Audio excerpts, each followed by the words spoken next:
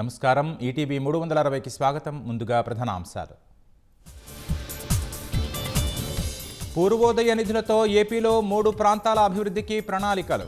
సాగునీటి ప్రాజెక్టులు, ఉద్యాన పంటల విస్తరణకు వాడాలన్న సీఎం. రాష్ట్రంలో స్క్రబ్ టైఫస్ నివారణకు ప్రత్యేక టాస్క్ ఫోర్స్. సీజనల్ వ్యాధులు సున్నాకు తేవాలని సీఎం ఆదేశం.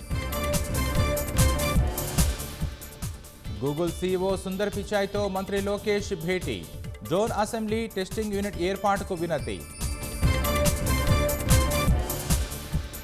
శుక్రవారం కాగ్నిజెంట్ కార్యాలయానికి శంకుస్థాపన. విశాఖ ఎకనామిక్ రీజియన్పై చంద్రబాబు కీలక సమావేశం. తిరుమల లడ్డూ కల్తీ కేసులో సుబ్రహ్మణ్యం సుగంధ్ విచారణ. నెయ్యి కొనుగోలు విధి విధానాలపై ప్రశ్నించిన సిట్.